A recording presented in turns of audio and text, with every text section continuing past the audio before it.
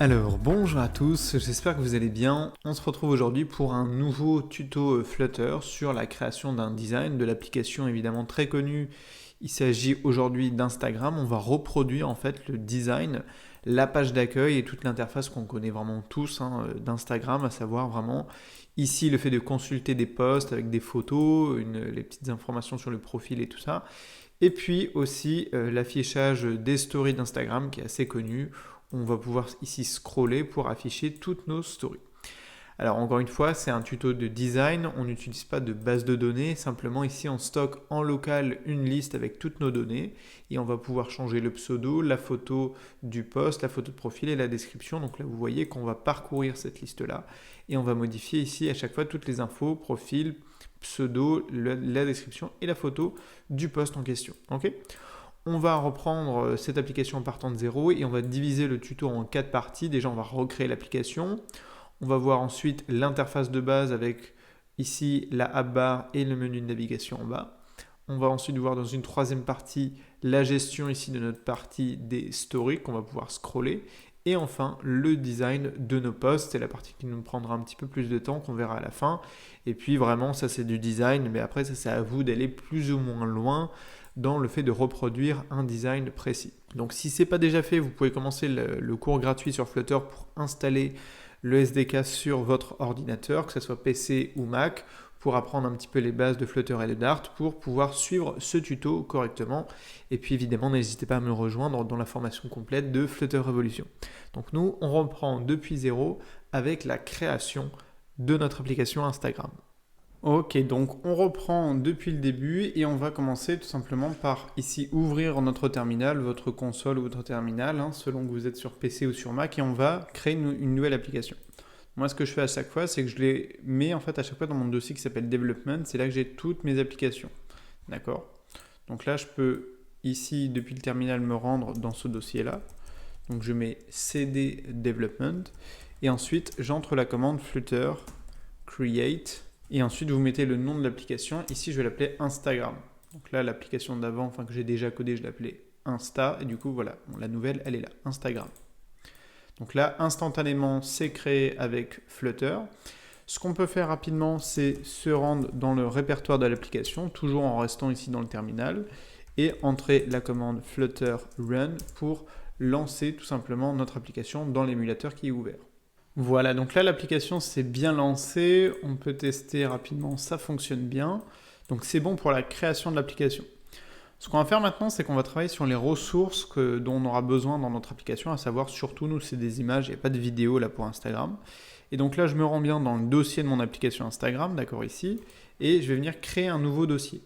Alors ce dossier-là, je l'appelle toujours Assets, ça va pouvoir stocker toutes mes ressources, et je vais créer un sous-dossier que j'appelle Images, d'accord, puisqu'on peut avoir par exemple accès à des vidéos. Là j'ai copié en fait toutes les ressources dont j'avais besoin dans mon application Instagram. Donc qu'est-ce que j'ai? J'ai le logo ici d'Instagram, j'ai le petit cercle de couleur pour les stories et j'ai le badge de certification. Et ensuite ce que j'ai, c'est que j'ai plein de photos là pour les posts, etc.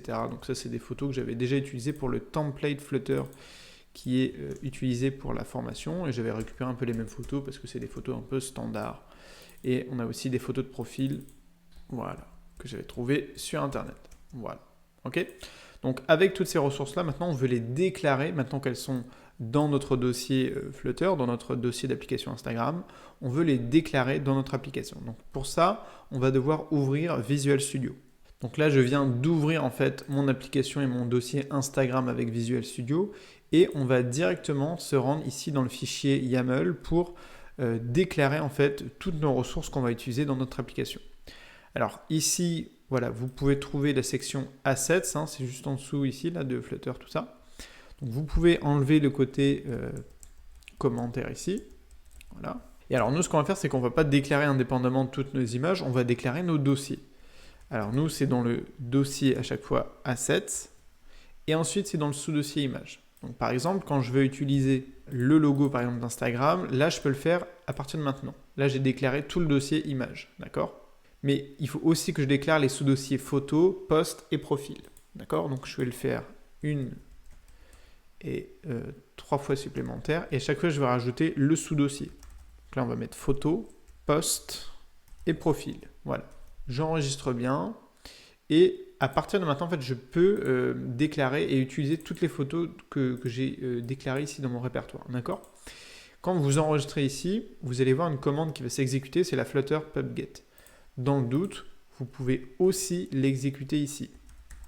Flutter pub-get. Vous pouvez l'exécuter dans votre terminal ici, dans votre console, ou alors vous venez ouvrir le terminal directement sur Visual Studio et vous entrez la commande Flutter pub-get. Donc à partir de maintenant, en tout cas, on a bien accès à toutes les ressources de notre application. On peut fermer ici et vous les retrouvez ici. J'ai accès de toute façon au dossier Assets et j'ai accès à toutes mes photos. Okay. Alors ce qu'on va faire maintenant, c'est qu'on va quitter ici notre terminal. On va fermer tout ça et on va venir ouvrir le fichier main.dart directement ici depuis Visual Studio. Donc là, je lance mon application. Ici, j'ai bien vérifié que c'était bien mon iPhone 13 qui était connecté. Donc j'avais le choix entre Android Emulator, Chrome ou mon iPhone. Donc là, je le laisse se lancer sur mon iPhone. Ok, donc ce qu'on va faire, c'est que là, l'application est bien connectée à Visual Studio. On va repartir vraiment depuis le début. Comme ça, on va tout voir ensemble. Alors, on commence toujours dans notre fichier main.dart en fait par importer, si vous voulez, le package matériel. Donc le package matériel, c'est vraiment celui qui est indispensable à toute l'exécution de notre code Flutter, puisqu'on va avoir accès à toutes les fonctions, à tous les widgets vraiment qui sont vraiment fondamentaux en fait dans Flutter. Alors ce qu'on fait ensuite, c'est qu'on va lancer la fonction qu'on appelle la fonction O, c'est vraiment la fonction qui lance tout notre code, c'est la fonction main, d'accord? Ça c'est un des points communs entre le Dart et plein d'autres langages. En gros, tout notre code va passer par la fonction main. Et qu'est-ce qu'elle va exécuter essentiellement cette fonction main? C'est la méthode qui est issue ici de la bibliothèque du package en fait matériel. C'est la fonction runApp. Et cette fonction-là, en fait, il faut qu'on lui indique un widget en fait qu'elle va pouvoir lancer. Alors ce widget-là, alors pour l'instant il met app, on va le créer. On va créer en fait un widget, ça va être ici un stateless widget tout simple et on va l'appeler myApp, d'accord? Donc là je viens créer ce myApp là et je peux lui dire ici de lancer ce widget là, voilà, comme ceci avec la fonction runApp. Alors si j'enregistre et que j'actualise, là j'ai un écran noir. Pourquoi? Parce que là je lui ai dit, ici je retourne un container. En fait mon widget myApp retourne un container et un container par défaut c'est noir et du coup c'est vide. Or nous ce qu'on veut c'est que ce soit une application. Bon, alors on lui demande de retourner ici plutôt une material app. La material app c'est vraiment le widget qui représente une application, d'accord? Ce widget là égale une application. Et on peut voir aussi qu'en fait on peut gérer plusieurs applications. Donc là je l'appelle, on va lui donner un titre à cette application, on va l'appeler la Flutter Instagram, d'accord? On va aussi lui demander d'enlever la propriété, c'est la debug show checked mode banner, on va le mettre à false. Parce que sinon, ici, on a une petite bannière juste à droite. On va voir l'exemple avec et sans. Voilà, ici, sinon, j'ai le debug, donc moi, je ne veux pas l'afficher. Voilà, comme ça. Et également, il faut que je lui mette le champ home. Le champ home, ça va représenter, si vous voulez, on va dire la page d'accueil de mon application. Alors, on pourrait mettre un container. Nous, ce qu'on va faire, c'est qu'on va lui mettre un widget scaffold. Scaffold, ça veut dire échafaudage en anglais. Et en fait, c'est l'architecture de base en fait, d'une page Flutter. Donc là, j'ai le champ appbar et vous lui mettez le widget appbar. Voilà. Et là, déjà, on va dire, notre page avec vraiment le code Dart le plus simple possible. Nous, on va créer une page séparément et ensuite, on va diviser tout notre code en différentes parties. On commence vraiment avec l'architecture, le design de base d'Instagram, à savoir le menu de navigation en bas et puis le appbar en haut. Ok, donc on va commencer ici par créer, en fait, par coder la fameuse appbar d'Instagram qui est assez connue, qui est assez célèbre et qui est, on va le voir, en fait, très très simple à reproduire avec Flutter. Alors ce que je peux commencer par faire, en fait, c'est lui donner un fond blanc puisque, en fait, dans Instagram, c'est très blanc, en fait, comme application. Donc là, c'est pas du bleu, c'est du blanc. Voilà, là, je peux lui mettre le blanc. Par exemple, ici, on peut voir qu'on a le problème, c'est qu'on a une certaine élévation de notre appbar qui permet de la distinguer, en fait, de la mettre en évidence. Or, sur Instagram, c'est vraiment au même niveau. Donc ça, c'est le paramètre qui s'appelle le elevation. Et donc, il faut lui mettre 0 ici pour faire comme un fondu. en fait, entre notre app bar ici et notre page. Ok. Alors, ce qu'on peut remarquer aussi, c'est que du coup, quand je fais ça, on voit légèrement une distinction entre ma app bar qui est blanche et le fond de mon écran, là, enfin de mon body finalement, qui est un peu plus gris. Donc ça, pas de souci. En fait, on peut simplement reprendre la même propriété et l'appliquer en fait à notre scaffold. Je rappelle, le scaffold, ça représente finalement l'architecture de toute notre page. Et ici, on est en train en fait de coder une page d'accueil. D'accord ? Le matériel app, c'est toute mon application et ça, c'est que la page d'accueil. Il faut savoir aussi que dans cette scaffold-là, on aura la fonctionnalité de navigation avec notre barre, notre bottom navigation app bar en bas. Bon, on verra ça après. Bon, alors du coup, on ne voit plus trop la différence, mais c'est pas grave. Simplement ici, j'enlève la couleur, on voit bien que la app bar, elle est bien là. Ok ? Alors, ce qu'on va faire, c'est qu'on va lui indiquer un titre à notre app bar, c'est-à-dire un élément qui va être central, puisqu'ici, on ne va pas mettre du texte, on pourrait mettre Instagram comme ça.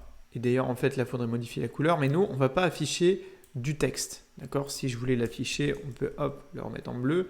Ça s'afficherait comme ça. D'accord ?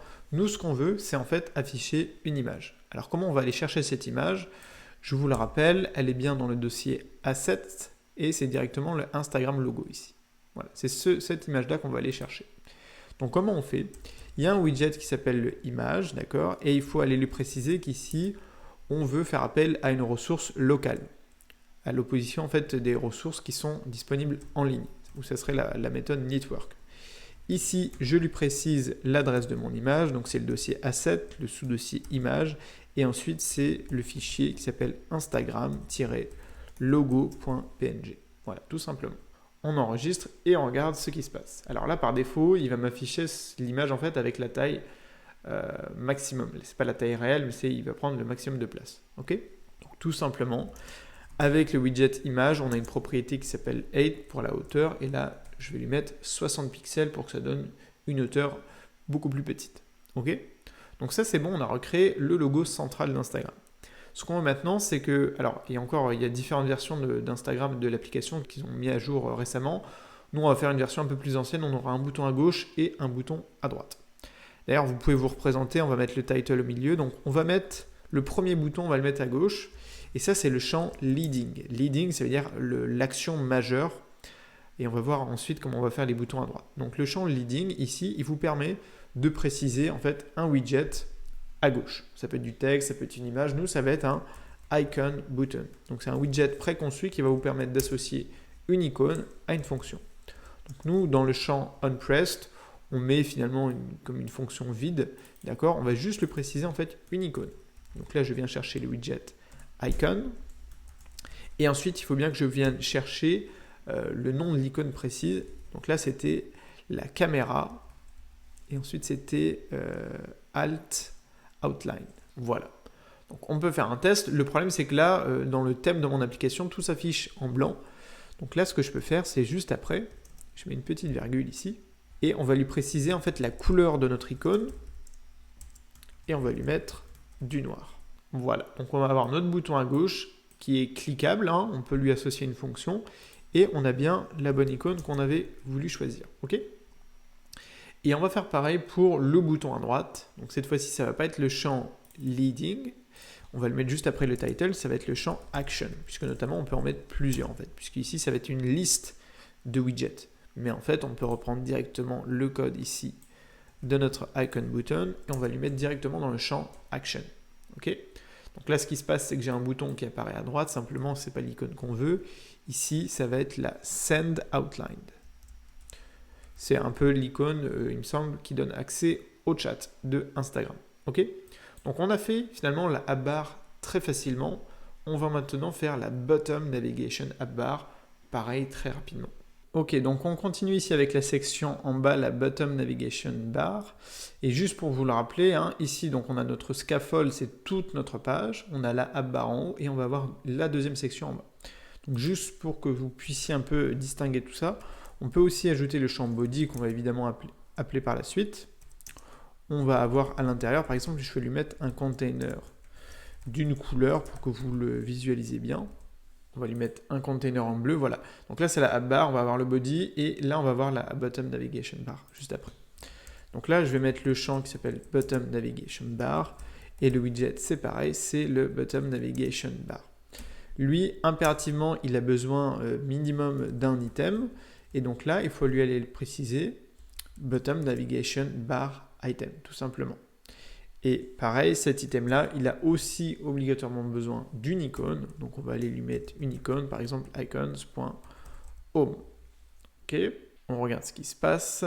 Alors là, il me renvoie une erreur parce que je pense qu'il n'y a simplement pas assez d'items. Donc on va essayer de lui en mettre 2.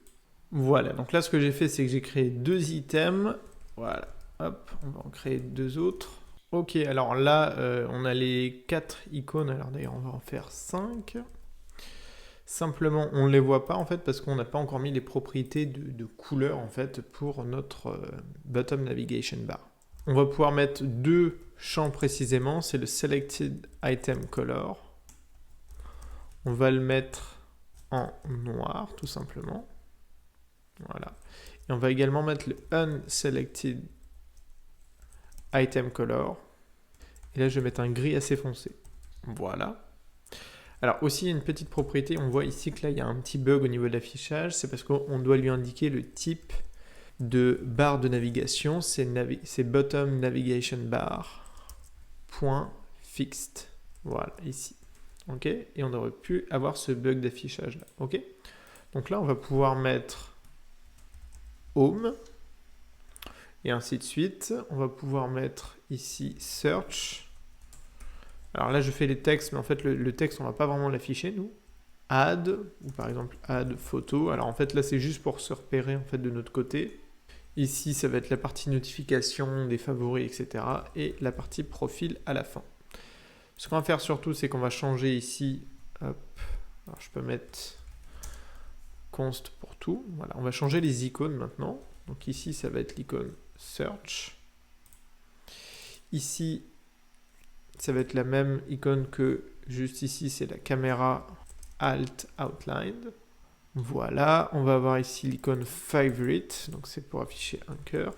Et enfin, c'est la dernière, c'est pour la page profil, c'est Person Outline. Voilà. Donc là, on a presque terminé. On peut lui indiquer le paramètre également, juste ici. Ça s'appelle le Show Selected Label. On va le mettre à False. Voilà. Et l'équivalent aussi, c'est le Show Unselected Label qu'on va aussi mettre à False. Voilà. Et du coup, on a créé ici vraiment la base de notre application avec le menu de navigation. Encore une fois, là, l'exemple d'avant, j'avais pris dans le tuto sur TikTok, j'avais repris directement le code source qui était proposé dans la doc. Et on avait la fonctionnalité de navigation. Ici, on gère vraiment que le design ici de cette barre de navigation. On va du coup continuer dans la troisième partie à créer la section des stories, les fameuses stories d'Instagram. Ok, alors ce qu'on fait, c'est qu'on va revenir ici dans le champ body en fait de notre scaffold, de notre application, et qu'on va créer en fait d'abord une colonne. Et dans cette colonne-là, il va y avoir 2 sections. Donc on peut remplacer ici notre container. Alors juste avant de mettre la colonne, on va mettre une single child scroll view. Comme ça, on va pouvoir en fait scroller le contenu de notre colonne. Je lui mets un child et à l'intérieur, je lui mets une colonne. Ok ? À l'intérieur de cette colonne-là, on va commencer par lui mettre 2 containers. D'accord ? On va par exemple lui en mettre un avec une hauteur, disons, de 200 pixels et une couleur bleue. Voilà, on va avoir une première boîte comme ceci. D'ailleurs, on peut lui donner une hauteur un peu plus petite, parce qu'en fait, les stories, ça va être assez petit. On peut lui donner une hauteur de 100 pixels. Ok ? Et ensuite, on va avoir une deuxième boîte qui va, elle, être beaucoup plus grande, qui va par exemple faire 1000 pixels de hauteur et qu'on va mettre par exemple en rouge. Comment ça se passe ? Ici, vous voyez que j'ai une boîte qui est plus grande et déjà, on peut scroller notre contenu. Ok ? Donc, c'est à peu près tout au niveau de la disposition qu'on veut afficher. Et ce qu'on va faire, en fait, c'est qu'on va créer en fait différents fichiers. On peut fermer tout ça. On va ici dans notre dossier libre et on va faire un clic droit, nouveau fichier. Donc on va créer la première section, enfin le nom du fichier déjà. On va l'appeler le fichier storywidget.dart. Et en fait, on va tout simplement contenir tout le code de notre widget, de nos stories juste ici. Alors à chaque fois, je vais avoir besoin du package matériel puisque c'est vraiment celui qui est indispensable. Et on va venir créer un stateless widget et on va l'appeler le story widget. Voilà. Et ce que je peux faire, c'est que ici, je peux reprendre tout mon code de container. Là, je viens prendre les petites propriétés et je les précise dans ce container là. OK? Donc je peux revenir copier ici le nom de ce story widget. Il faut évidemment ici que j'importe ce fichier là. Voilà, j'importe le fichier story widget. Et ici, plutôt que de mettre un container, je vais mettre le nom de mon widget. Voilà. Et vous voyez qu'on a cette boîte bleue du coup qui s'affiche. Alors ici, il me demande de mettre un const pour l'instant parce qu'on n'a pas beaucoup de contenu. Et on va faire pareil en fait pour notre post widget. On va faire un clic droit, nouveau fichier, post widget.dart. De la même manière, on importe le package material. Et on va créer un autre stateless widget qu'on va appeler le post widget. OK. Je lui donne à ce post-là les mêmes propriétés. Voilà. Et de cette manière, hop, je viens reprendre le post widget. On importe son fichier. Voilà. Et on remplace du coup notre container ici avec hop, ce widget là. OK. Du coup, là, si je veux modifier, par exemple, on va mettre du jaune pour ma deuxième boîte, c'est bon. Et si on veut modifier celui-ci, c'est bon aussi. OK. Donc, on a bien géré toutes ces différentes sections-là. Alors, au final, nous, la couleur, on ne va pas la modifier. On va juste garder du blanc pour le moment. OK. Ce qu'on va faire maintenant, c'est vraiment travailler sur les stories en elles-mêmes. Comment est-ce qu'on va faire pour gérer ça? Alors, ce qu'on peut commencer par faire au niveau de notre boîte de story, c'est on va remplacer tout simplement notre container. Alors, on peut le laisser en tant que container au début, mais nous, ce qu'on veut finalement, c'est faire une single child scroll view également. Donc là, je viens chercher le widget single child scroll view. On va lui mettre le children, ou plutôt le child, et à l'intérieur, on va lui mettre une row. Pourquoi? Parce que la row, elle va nous permettre de faire du contenu qui va être à l'horizontale, en fait. D'accord. Donc là, ce que je peux lui faire, c'est que je vais lui proposer différents containers avec par exemple une hauteur de 100 pixels. Ici, on va mettre vraiment la boîte fondamentale d'une story. On va lui mettre une hauteur et une largeur de 50 pixels et on va lui mettre une couleur, par exemple. Toujours pareil, on va rester sur du bleu. OK? Donc on fait ça. Voilà. Donc là, on va avoir une seule boîte pour le moment. OK. Je viens copier ce code-là et on le met juste ici. OK? Alors, pour les espacer, on va mettre une petite propriété de margin, edgeinset.all. On va plutôt mettre symétrique et horizontal. On va mettre 5 pixels. Et j'applique cette propriété à toutes mes boîtes. OK? Donc là, qu'est-ce qui se passe si je mets, par exemple, 8 boîtes? Là, je vais avoir un dépassement. Or, vous me dites, mais on est dans une single child scroll view. Alors, en fait, par défaut, la single child scroll view, elle est verticale, pas horizontale. Donc, ce qu'il faut indiquer ici, c'est la scroll direction et lui préciser qu'ici, on veut travailler sur l'axe horizontal. Voilà, tout simplement. Vous voyez que là, très rapidement, je suis capable de créer une boîte qui est en fait scrollable. OK? Alors, nous, plutôt que de faire des copier-coller ici de containers, ce qu'on veut, c'est plutôt manipuler des listes. Donc là, juste après la déclaration de mon widget, on va ici déclarer une liste. Je mets final list pour déclarer une variable et on va l'appeler la story items pour avoir tout le contenu en fait de nos stories, d'accord, sous forme de données. OK? Donc ce qu'on va faire, c'est que dans ce story item, on va contenir en fait différents objets, ce qu'on va appeler des maps, d'accord? Et ce que je vais commencer par faire, c'est à créer le champ couleur parce que j'aime bien faire ça et vous montrer qu'on peut déjà parcourir, modifier déjà la couleur en fait de notre container. OK? Donc on va créer en fait différents objets, différentes maps avec différentes couleurs. On va créer ça plusieurs fois. On va faire du rouge, du vert, du violet et du jaune. OK? Et ce qu'on veut du coup, c'est que plutôt que d'afficher ici des copier-coller de containers, ce qui est bien quand on veut faire un test rapide, mais ce qui n'est pas hyper intelligent quand on veut faire un truc un peu plus abouti. Alors là, je vais prendre tout le code de mon container, je vais le mettre en paramètre ici. Attention, vous devez bien supprimer les deux crochets et on va se retrouver ici dans le champ children de ma row. En fait, ce qu'on va lui dire, c'est de renvoyer ici, de créer, de générer en fait une liste de widgets. OK? Donc pour ça, je me mets juste derrière le champ, ici en face du champ children. Je viens reprendre ma liste qui s'appelle la story items, d'accord? Et ensuite, là, il y a toute une méthodologie pour parcourir ce contenu-là. Donc là, quand j'entre map, il me propose une syntaxe. Ici, c'est pour renvoyer, en fait, si vous voulez, un objet. Donc nous, on va l'appeler story, cet objet-là. Et ce qu'on fait, c'est que nous, on va mettre des petites accolades. Voilà. Et on va lui dire ici de retourner, du coup, notre container ici. Donc là, on va lui enlever le côté paramètres. On va lui mettre un return. Ici, vous mettez bien un point virgule. Et par contre, à la fin, ici, il faut que j'aille me rendre juste après le champ children ici. Hop. Il faut que là, je lui mette un point to list. Voilà. Pour que ça soit bien aligné. Voilà. Donc là, quand j'actualise, normalement, on devrait avoir un container pour chaque élément de ma liste. D'ailleurs, si j'augmente de 1, on va avoir un élément supplémentaire. Alors, ce qui peut être intéressant, on va revenir en arrière, hop, c'est que là, on ne veut pas afficher à chaque fois la couleur bleue, on va afficher la couleur bleue qui est ici, ok? Donc, on parcourt ma liste, ça c'est bon. Donc, je suis capable ici, dans l'objet, dans la map story, d'accord, d'aller chercher, par exemple, le champ précisément de la couleur, ok? Voilà, tout simplement. Bah, c'est ça que je voulais vous montrer. C'est-à-dire que là, on est capable d'afficher une liste, d'accord, de la parcourir et d'afficher différents éléments avec différentes couleurs. Nous, ce qu'on va aller récupérer, c'est évidemment des données en fait de nos utilisateurs et pas de simples couleurs comme ça. Ok?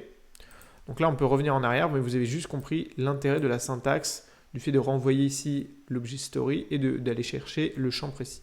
Donc là, je vais le remettre en bleu. Et ce que je fais, c'est qu'en fait, j'ai rédigé une liste, hop, avec toutes les informations qui vont nous intéresser. Donc on va avoir le pseudo et surtout l'adresse de notre photo. C'est ça qui va être le plus important, c'est là qu'on va vraiment manipuler des données qui sont intéressantes.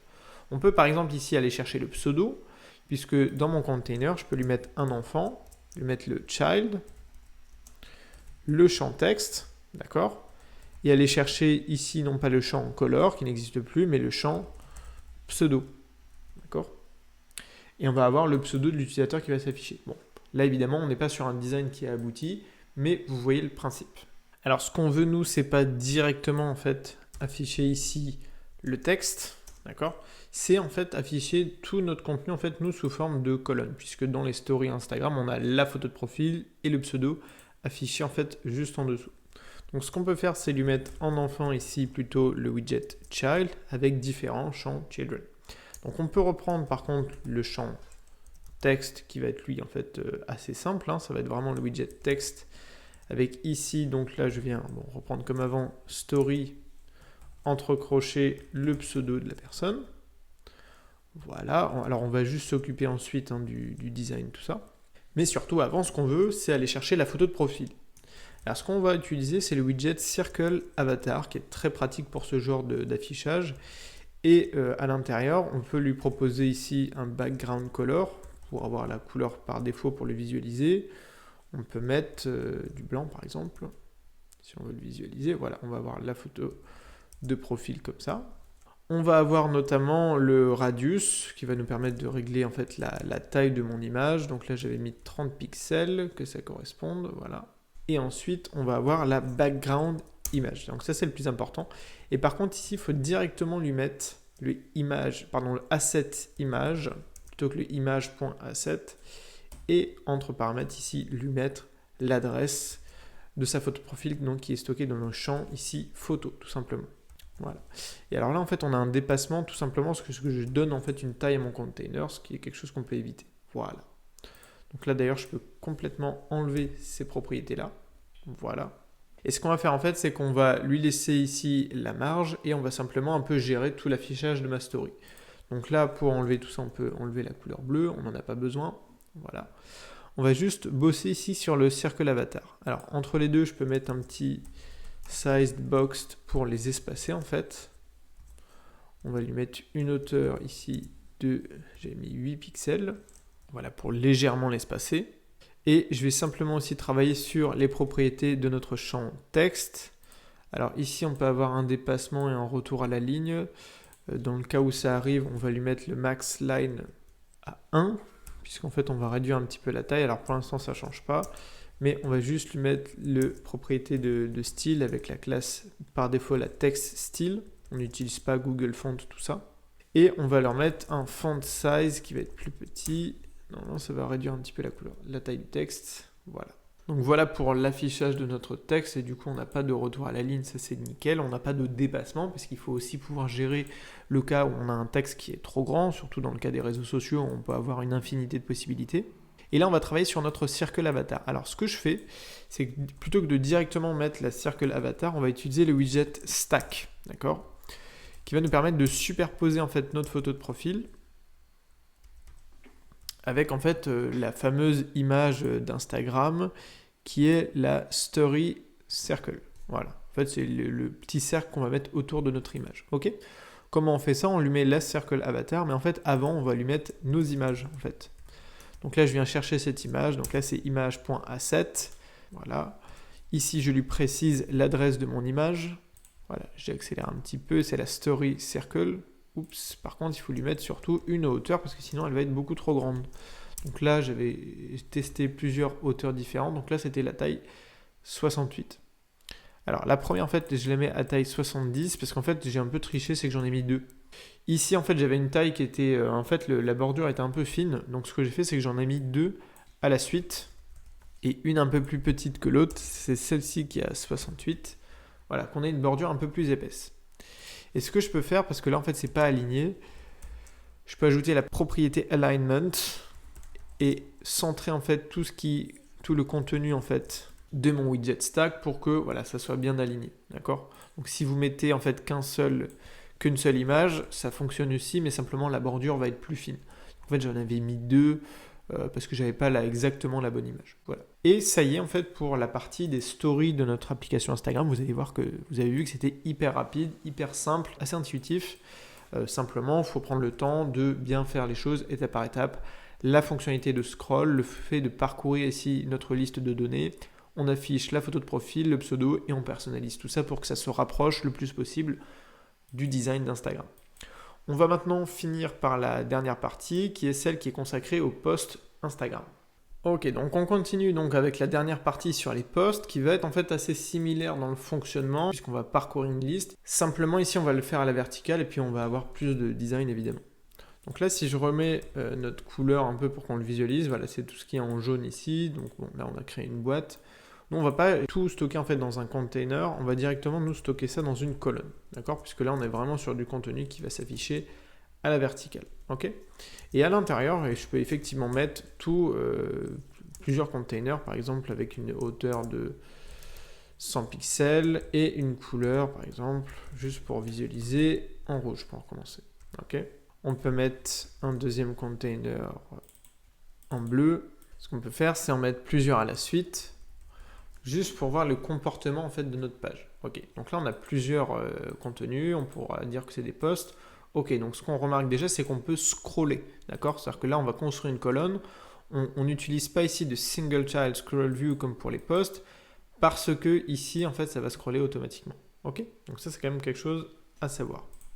Donc nous on ne va pas créer autant de containers, on va en mettre même qu'un seul au début. Surtout, en fait, ici, de la même manière que pour les stories, on va devoir déclarer une variable, une liste, toujours pareil, du type liste. Et là, on va l'appeler la post items, d'accord ? Ça va être une liste de données pour contenir toutes les infos. Alors là, comme ça devient dynamique, on enlève le const. Et pareil, quand on appelle le widget. Voilà. Ok ? Donc dans cette liste-là, qu'est-ce qu'on va faire ? On va stocker des données. Alors je ne vais pas vous refaire l'exemple de la couleur. Ce que je vais faire, c'est que je vais directement reprendre la liste finale parce qu'en fait, c'est des données que j'ai déjà créées, donc on va pouvoir s'en servir. Donc ça s'appelle la post item. C'est la liste post item. Et dedans, je vais avoir 4 champs de type texte, de type chaîne de caractères. On va avoir le champ pseudo, ça on a déjà vu. Le champ description, on va avoir une description des posts. Et je vais avoir 2 champs images. Le champ photo pour la photo du post et la photo de profil pour la petite icône de la photo de profil. Ok ? Donc jusqu'à présent, c'est assez simple. Donc comme on l'a vu tout à l'heure, on va reprendre ici le container. Hop, je le coupe. Et dans le champ ici children, on va venir parcourir en fait notre liste. Donc là, je viens reprendre la liste post item .map. Vous commencez à avoir l'habitude. Ici, on va renvoyer l'objet qu'on va appeler post. On va mettre une petite accolade et un return ici. Voilà. Et par contre, il ne faut pas que j'oublie de mettre un .toList juste là. Voilà. Donc ce qui se passe là, c'est que je vais avoir une boîte rouge pour chacun de mes éléments de ma liste. Donc là, je devrais avoir tout en rouge. Voilà. Parce que là, j'ai pas forcément de séparation, donc ça se voit pas très bien.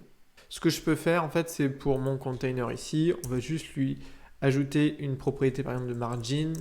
On va lui mettre un edge itsent.only top 10 pixels. Voilà, juste pour bien séparer chacune de mes boîtes. Voilà, donc là j'ai une boîte pour chacun de mes postes. Voilà, donc jusqu'à présent c'est assez simple. Ok, on parcourt notre liste et on renvoie à chaque fois les éléments. Ce qu'on veut, et c'est le principe vraiment de base de tout notre contenu, c'est qu'à l'intérieur on ait par exemple une image, la photo en fait du poste en question. Donc là je peux aller lui chercher image.asset et venir récupérer l'objet post qu'on renvoie avec la fameuse photo. Donc là je vais chercher le champ photo. Voilà, tout simplement. Alors ce qui se passe ici au niveau de l'affichage, tout rentre dans la boîte de 100 pixels. On peut éventuellement lui enlever la hauteur. Voilà. On va avoir une taille ici qui va être maximale. Donc voilà, c'est juste pour vous montrer un petit peu ici, juste au niveau de l'affichage brut de nos informations. Ça fonctionne, on est capable de récupérer nos photos et de les afficher. Maintenant, il y a tout le travail de design autour de l'application avec la partie profil en haut et la partie description en bas. Alors du coup, ce qu'il faut faire, c'est que plutôt que de retourner ici directement en fait un container, en fait il faut retourner une colonne. Donc ça peut paraître un peu contre-intuitif, on se dit on fait une colonne qui renvoie des colonnes. Parce qu'en fait chacun de nos posts va être une petite colonne en fait à lui tout seul avec une partie pour le post, pour la photo et pour la description. Ok ? Donc pour la partie photo, ce qu'on peut refaire là, c'est reprendre notre container comme ça. Voilà. Ce qu'on va faire, c'est qu'on va lui donner une taille ici qui va être de 300 pixels, qui va être arbitraire, et plutôt qu'en fait de mettre la photo en enfant, d'accord, on va lui mettre en fait en fond. Donc là, on peut enlever la propriété de margin, on n'en aura plus besoin. En fait, on lui laisse que la couleur, même pareil, on n'en a pas besoin. On va lui mettre ici que des propriétés de décoration, parce que c'est ce dont on a besoin pour mettre une photo en arrière-plan. Donc là, j'utilise la classe box decoration. Et il y a effectivement le champ image qui me permet de déclarer d'utiliser la classe decoration image et qui me permet ici de préciser l'adresse de mon image. Voilà. Donc là, je vais lui mettre image, asset, image, voilà. Et là, à ce moment-là, je peux lui mettre, alors c'est une syntaxe qui c'est vrai un petit peu longue, là, je vais pouvoir lui mettre post, entre crochets, la photo. Voilà. Et ce qu'on peut faire également, c'est qu'il y a une propriété de cover, en fait, pour faire en sorte que ça s'aligne plus ou moins bien avec notre boîte qui la contient. Donc là, c'est le boxedfit.cover. Et en fait, ce qui est génial avec cette propriété, c'est que automatiquement, là, c'est ma photo qui va se mettre en fond. Donc là, avec cette décoration, plutôt que de mettre la photo en enfant, vous le mettez en décoration et en fond. Ce qui est vraiment bien, c'est que vous n'avez jamais de problème de dépassement. Et automatiquement, en fait, ça va centrer votre image par rapport à la boîte parent. Donc ça, c'est vraiment bien. Alors là, il n'y a plus d'espacement tout ça, parce qu'en fait, on va tout gérer dans notre colonne avec le contenu qu'il va y avoir avant et le contenu qu'il va y avoir après. Alors ce que je fais du coup, c'est que avant cette boîte-là, d'accord, qui contient mon image, on va mettre une première boîte. Je vais lui donner une hauteur arbitraire ici. On va commencer, je crois que j'avais mis 50 pixels. Et on va la colorer juste pour que vous puissiez en fait la visualiser. On va lui mettre par exemple du gris. Voilà. Donc au-dessus ici de chacune de mes boîtes, je vais avoir quelque chose de gris. D'accord ? Donc ça c'est bon à ce moment-là. Ce que je peux faire en fait, c'est qu'effectivement là on a un problème de marge. Donc je vais lui mettre une petite marge, comme j'avais fait juste avant, pour un petit peu espacer avec par exemple ici les stories et entre chacun de mes posts. Mais on reste sur l'idée que pour chaque poste, on a notre photo et une rangée qui est pour l'instant grise en haut. D'accord ? Alors ce qu'on va faire, c'est qu'à l'intérieur de cette boîte, on va lui mettre effectivement une row, puisqu'on veut pouvoir proposer du contenu qui va s'aligner en fait à l'intérieur. Exactement comme pour nos stories, simplement ici, ça ne va pas être quelque chose de scrollable, on va juste mettre la photo de profil, l'icône, le pseudo et un petit bouton à droite. Ok ? Donc ce qu'on peut commencer par faire, c'est ici, par exemple, afficher l'information qui est la plus simple, c'est le pseudo. Donc là, je vais aller chercher post et le champ pseudo directement. Voilà. On va avoir le pseudo de l'utilisateur qui va s'afficher. Ok ? Donc jusque-là, c'est assez simple. Je mets une virgule pour bien espacer. On va également avoir le widget Circle Avatar qu'on a déjà manipulé tout à l'heure. D'accord? Et on va avoir le background image qu'on va pouvoir replacer aussi. Donc là, je mets toujours le asset image. Et là, je viens chercher le champ photo, enfin l'objet photo, pardon, l'objet post et le champ ici. Donc c'est plus photo, c'est photo profil. Voilà. Donc on a maintenant la photo de profil et le pseudo de l'utilisateur. Donc ça, c'est bon. Alors on peut aussi lui donner une taille un peu plus précise pour cette circle avatar là. Alors non, ça a l'air d'être bon. Simplement, ce que je fais, c'est que je lui mets ici une sized box pour un petit peu espacer mon contenu. C'est ce que je fais pour être le plus économe en code. On lui met une largeur ici de 10 pixels entre ma photo de profil et mon pseudo. Alors, au niveau du pseudo en soi, on ne modifie pas la taille. On va simplement ici lui modifier son épaisseur. Donc là, je viens reprendre la classe textStyle. D'accord ? Et je lui mets la propriété font weight. Et on va lui mettre tout simplement, alors c'était directement du bold, voilà, pour que ça soit bien en gras. Et là, on va dire que c'est un travail que j'ai fait vraiment en copiant étape par étape toute l'application d'Instagram. Ok ? Donc on a la partie à gauche, on a la partie ici photo de profil, le pseudo. Alors ce que j'avais fait aussi, c'est que j'avais mis une propriété en fait de padding pour pas que par exemple que ma photo de profil soit collée. Donc c'était aussi un edge inset, sauf que là c'était un symétrique puisque je veux que ça soit à gauche et à droite, et horizontal. Du coup ça va être à gauche et à droite. Voilà, une marge de 10 pixels, enfin intérieure à gauche et à droite. Ok ? Donc ça c'est bon. Et en fait ce qu'on veut aussi c'est mettre le petit badge en fait de certification, verification badge, celui qui est d'Instagram. Donc pour ça on va aussi mettre une photo et on va tout simplement reprendre le widget ici qui est le image.asset, voilà, et lui mettre l'adresse de mon image. Donc ça c'est image asset/image suivi du nom de l'image. Donc là c'est verification badge. Donc toujours pareil, on a l'habitude. On lui rajoute la propriété de hauteur. Et ici, j'avais mis 13 pixels pour être bien centré. Okay, on peut lui mettre aussi un petit size box. Simplement, ici, il va être de 5 pixels.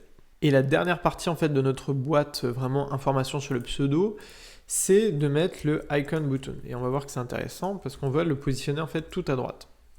Alors là, on peut mettre le icon button. Le unpressed, on lui met quelque chose de nul. Et on lui met le widget icon. Donc là, l'icône en soi, elle s'appelle en fait, c'est more, puisque c'est les 3 petits points, et horizontale. Voilà, on regarde, elle va s'afficher juste ici.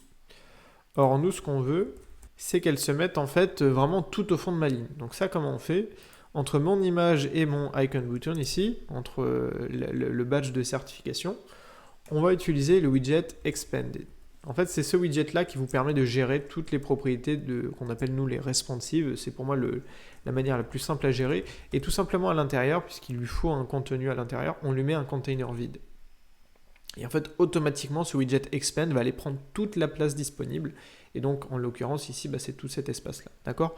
Et ça va parfaitement s'adapter avec les tailles d'écran. Bon, évidemment, nous, c'est pas associé avec un clic, mais ça fonctionne, c'est associé. OK ? On a fini du coup la partie qui est en haut de notre écran et de notre poste. On peut passer à la partie qui est en dessous. Alors en fait, ça ne va pas être une seule partie, ça va être plein de petites parties qu'on va mettre juste en dessous ici de mon container, qui est le container ici qui contient ma photo de profil. Alors ce qu'on peut faire en fait, c'est pour l'instant utiliser un autre container. Et toujours pareil, pour bien le visualiser, on lui donne une hauteur et une couleur, tout simplement. On va lui mettre une couleur grise pour la visualiser. Donc là, on va travailler en dessous de ma photo de profil. Ok ? Donc ça, c'est bon. Et ce que je lui mets, c'est qu'en enfant, je vais lui mettre une rangée avec à l'intérieur, en fait, plein de icon buttons. Donc d'ailleurs, ici, je peux venir rechercher ma icon button juste ici pour pas m'embêter. Alors, j'enlève la couleur pour qu'on visualise bien. Alors ici, il va me dire de le transformer en size box. Et on va mettre, en fait, toutes les icônes et boutons d'Instagram pour les actions en fait autour d'un post en fait tout simplement. Donc là par exemple l'icône like. Ensuite on va avoir 2 autres icônes. En fait on va avoir 4 icônes. Voilà comme ça. on va avoir la message outline, la send outline et la bookmark outline. Simplement, toujours pareil, la dernière, elle se met à droite. Donc comment on fait? Bon, je vais pouvoir le reprendre parce qu'on l'a fait juste avant. Je viens créer un widget expand, on peut le mettre comme ça sans virgule, ça prend encore moins de place, avec un simple container à l'intérieur. Voilà, ça permet d'espacer tout l'espace entre mes trois boutons. Voilà, donc ça c'est très simple, cette partie-là, ça se fait hyper facilement. Alors du coup, une fois qu'on a fait ça, en fait, on n'est même plus obligé ici de contenir notre row dans une size box, on peut directement la mettre dans la colonne en fait. Ok? Donc on continue en fait avec une nouvelle rangée qui va contenir cette fois-ci les informations sur en fait les personnes qui ont liké la publication. Donc ça c'est vraiment une des fonctionnalités et un affichage classique d'Instagram. Et on va avoir alors une petite photo de profil. Donc là c'est toujours pareil, hein, c'est le widget Circle Avatar avec le background image, vous avez l'habitude, et le widget Asset Image directement. Ok, on vient récupérer l'objet post et le champ. Alors ici en fait on va reprendre la photo de profil. Ok. Par contre, ce qu'on veut, c'est vraiment qu'elle soit affichée en plus petit. Donc au niveau de cette propriété, on va revenir dans les propriétés de la Circle Avatar, du widget Circle Avatar. On va lui mettre un radius simplement de 10 pixels, donc ça va être assez petit. Et également, en fait, le background color, on n'en a pas besoin. Voilà.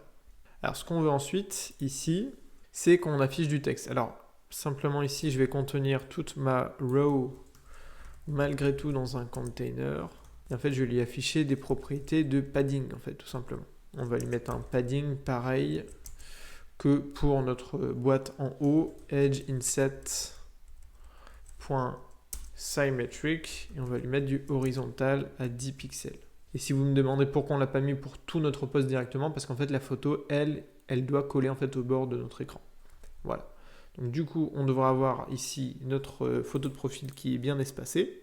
Et on va pouvoir afficher le fameux aimé par telle personne et tant d'autres personnes. Donc ce qu'on fait, alors on met une petite size box pour espacer un petit peu notre contenu. On va mettre une largeur de 10 pixels.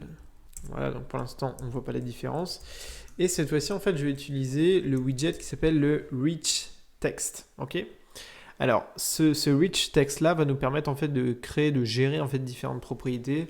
Alors, c'est pas indispensable en réalité, mais c'était une occasion aussi de vous le présenter. Ok. Donc là, dans le champ texte, il faut que j'utilise le widget qui s'appelle Text Span. Voilà. Et qu'on lui propose en fait le premier texte à afficher. Donc là, ça va être le texte aimé par, ici. Et ensuite, il faut que je lui précise en fait le style par défaut de ce texte-là. Donc là, ce qu'on fait, c'est qu'on vient reprendre en fait le texte et le style par défaut. Donc là, je vais chercher défaut text style of context. Voilà, point style. Voilà, donc ça permet simplement d'afficher notre premier texte. Donc ça, c'est bon. Et surtout maintenant, on va gérer en fait différents affichages pour afficher par exemple un pseudo en gras. En enfant, je lui mets ici le children. On va lui mettre une liste avec à l'intérieur en fait plusieurs widgets text span directement. Sauf que eux, on va leur modifier aussi leurs propriétés de texte. Donc ici, pour le champ texte, on va mettre par exemple un nom de profil. Voilà. Et on va lui modifier en fait ses propriétés de style. Donc là, je viens prendre le champ style. On vient reprendre la classe text style. Et là, par exemple, je vais mettre une épaisseur en fait pour mon texte qui va être plus grasse. Donc là, je mets font weight.w600. Voilà. Donc on va mettre aimé par telle personne. Ok. On peut mettre un petit espace là. Voilà. Alors d'ailleurs, on peut reprendre le profil. Hein. Ici, j'ai un profil. On peut reprendre le post entre crochets pseudo. Comme ça, on aura quelque chose de dynamique. Voilà. Ici, je peux mettre un petit const. Et ce qu'on fait, c'est qu'en fait, je vais copier le texte span et on va en mettre en fait 3. Pour le deuxième texte span, je vais mettre le texte et, tout simplement, avec un espace, voilà, comme ça. Et ici, je ne vais pas lui mettre en fait de propriétés supplémentaires, on va simplement mettre le champ texte. Ok. On peut mettre un petit const ici. Et pour le dernier, on va mettre aussi un texte par défaut, parce que là, on n'est pas sur quelque chose qui est dynamique, évidemment. 123 autres personnes. Voilà. Et celui-là aussi, on veut l'afficher en fait en gras. Voilà. Donc là, je peux enlever le const ici et le mettre ici. OK ? Et ça aussi, on veut l'afficher en gras. Voilà. Donc là, c'était juste pour afficher cette partie. Ici, on a la photo de profil et mes parts. On reprend un pseudo. Alors là, c'est le même pseudo de la personne qui a publié le post et 123 autres personnes qui va s'afficher en gras. En soi, ici, je voulais vous montrer. Alors, je trouve que c'est pas hyper simple à créer le rich text. Vous pouvez aussi, puisque là, on est dans une row et on va le faire avec un autre exemple en dessous, mettre directement différents widgets text avec des propriétés différentes. Ça va aussi très bien. OK ? Alors, au niveau des infos qui nous restent à afficher, il y a aussi la description. Ça va être un élément important. Donc je peux repasser ici juste après mon container. Là, je lui mets juste une size box avec une petite hauteur, comme ça va nous permettre un peu de séparer et d'espacer mon contenu. Voilà. Donc on met juste une petite size box de 5 pixels. Et ensuite, toujours pareil, on va reprendre les rows pour afficher en fait du contenu à l'horizontale. Alors, au niveau du contenu qu'on va afficher, on va avoir le pseudo en fait de l'utilisateur. Ici, on veut reprendre son pseudo à nouveau. Alors, je sais que tout ça c'est dynamique et c'est pas forcément ce qui est utilisé directement dans les applications comme Instagram en réel. On va mettre le profil et ensuite on va mettre la fameuse description. On va voir la description qui va s'afficher juste après. Bon, on va avoir des problèmes de dépassement et on va voir justement comment on les gère. OK ? Alors, j'ajoute juste ici pour la partie pseudo des petites propriétés de style. On va l'afficher en gras, mais jusque-là, c'est rien de bien exceptionnel. On a juste ici le pseudo qui s'affiche correctement. Alors, du coup, ce qu'on peut faire ici aussi pour gérer le dépassement en fait de notre texte, c'est de prendre ici tout le widget texte, de le contenir en fait dans un widget expanded, d'accord, qui lui va prendre effectivement toute la place de disponible. Là, on a un retour à la ligne, voilà. Déjà, ça nous enlève le problème de dépassement. Et ce qu'on veut faire, en fait, c'est au widget text directement, lui ajouter quelques propriétés. On l'a vu tout à l'heure, il y a le max line. On va lui mettre à 1. Déjà, on va voir la différence. Du coup, il n'y a plus qu'une seule ligne. Et ensuite, on veut préciser la propriété de overflow. Et là, on va lui mettre text overflow. Point ellipsis. C'est une des manières les plus connues de faire. Donc, avec les 3 petits points, quand on a le texte qui dépasse. Donc on le voit par exemple dans cet exemple ici. OK ? Alors ce qu'on peut faire également, c'est proposer des petites size box entre nos différents éléments. Donc ici, c'est pas une hauteur, c'est une largeur de 5 pixels par exemple. On peut mettre plus, on peut mettre moins. Ce qu'on va faire, c'est que à la suite en fait de notre widget expanded, là, on va mettre un champ texte et on va mettre see more, donc c'est le voir plus, le fameux voir plus, avec des propriétés de style sur lesquelles pour le coup je m'attarde pas trop ici puisque c'est classique, c'est du widget texte, ça on l'a vu et revu. Ce qu'on peut voir également, c'est qu'on n'est pas forcément aligné au niveau de notre contenu là. Donc au niveau de notre row ici, on peut ajouter la propriété cross axis alignment.end, puisqu'en fait avec les emojis, ça va prendre un peu plus de place. Et du coup, là, on va les aligner comme ça, vraiment en bas. Et donc, ça va être vraiment cohérent. OK ? Alors, ce qu'on peut faire éventuellement, et on pourra le faire juste après, c'est que là, on a oublié de mettre notre row dans une boîte avec une marge. Donc, ce qu'on peut faire là, c'est que notre row, on peut la contenir en fait dans un container. On va mettre child, on va mettre une colonne, et avec à l'intérieur notre row. Et au niveau de notre ici container, je viens lui mettre un padding intérieur qui va être toujours symétrique et horizontal avec du 10 pixels. Voilà, ce qui va un peu mieux centrer ici la partie effectivement commentaire. Et du coup, ce qu'on peut faire, c'est passer à une des dernières parties. On va effectivement avoir directement, alors on peut reprendre ici à la suite de ma row, on va avoir une size box avec une hauteur cette fois-ci de 10 pixels. On va avoir un widget texte. Bon, là je passe un peu rapidement parce que c'est pas forcément intéressant. Ça va être tout simplement pour voir tous les commentaires qui vont être à afficher. Alors ce que je peux faire au niveau ici de ma colonne, c'est lui mettre le cross axis alignment à start. Comme ça, mon texte il va bien se mettre à gauche. Voilà, ça c'est bon.